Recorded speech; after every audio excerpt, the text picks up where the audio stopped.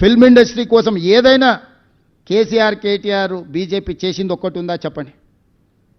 Film Nagar నుంచి film Nagar club నుంచి మొదలు పెడితే చిత్రపురి కాలనీ వరకు మేమే కదా చేసింది. కార్మికులను ఆదుకున్నది మేమే కదా. రేపటి వాళ్ళ భవిష్యత్తు ప్రణాళికలు.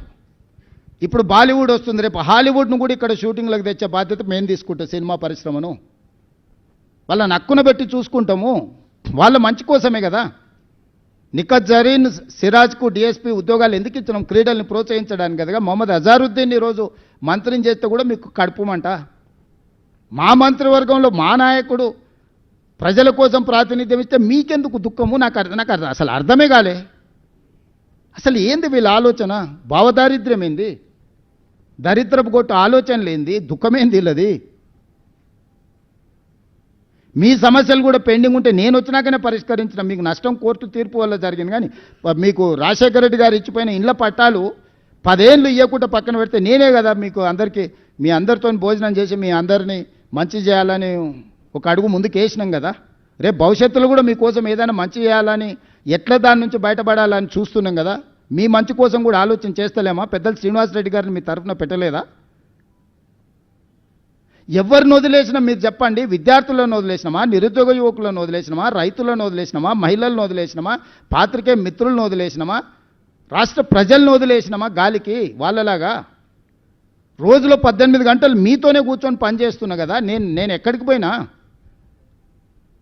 తాటి చెట్టు లెక్క పెరిగిండు కానీ తలకాయ మోకాళ్ళలో కూడా లేదు అన్నట్టు, దూడకున్న బుద్ధి కూడా లేదు, దూలం లెక్క పెరిగిండు అని వెనకడికోవడం అన్నాడు.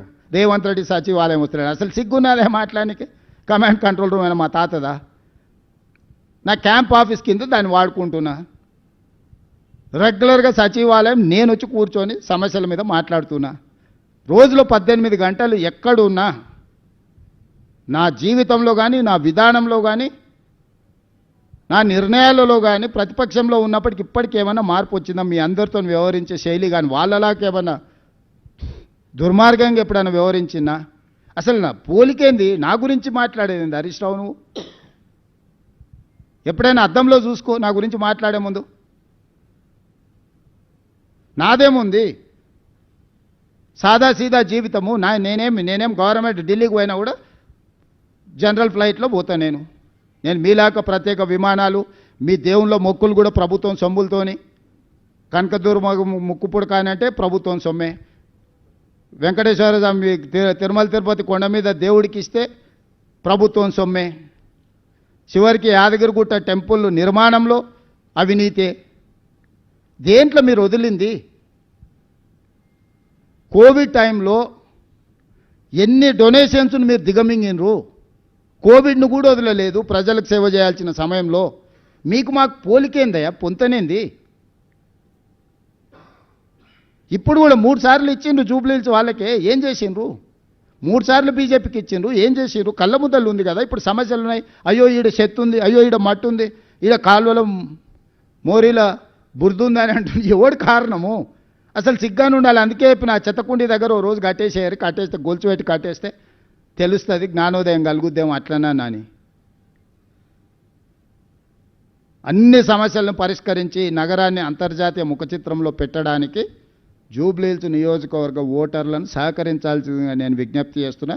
మీడియా మిత్రులకు కూడా సర్వేల గురించి నేను ఎక్కువ మాట్లాడదలుచుకోలే. సారు కారు 16 అన్నారు, పరారు అయిపోయారు.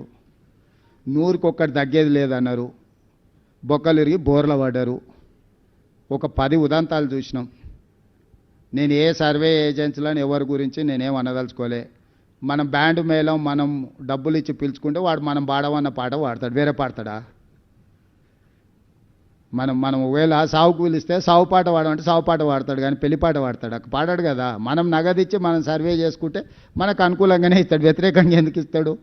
వాళ్ళు ఏదో నగదిచ్చారు, వాళ్ళు ఏదో చేసుకోరు, వాళ్ళ మీద చర్చ చేస్తూ నేను ఏ ఛానల్స్ని ఏ పేపర్లను ఎందుకు వేసిరని నేను అడగదలుచుకోలే. మీ ఇష్టం, మీ వ్యాపారం, మీ లాభం ఏది ఉంటే అదే చేసుకోరు. కాకపోతే 14 తారీఖు తర్వాత మీరు ప్రసారం చేసింది అక్కడ లేకపోతే మీరు ఏ విధంగా ఈ సమాజాన్ని ఎదుర్కొంటారో ఒక్కసారి అదొక్కటే ఆలోచన చేసుకోరు. రేపు సమాజాన్ని మీరు ఫేస్ చేయాలి కదా. నిజం నిప్పు లాంటిది 4వ పిల్లర్ ఏంటో చెప్తారు కదా. ఆ పిల్లర్ లేదు, 3 పిల్లర్లు ఉన్నాయి తెలంగాణలో అని చెప్తారా? నిప్పు కాస్త ఉప్పు అయింది, ఉప్పు కాస్త పప్పు అయిందని చెప్తారా?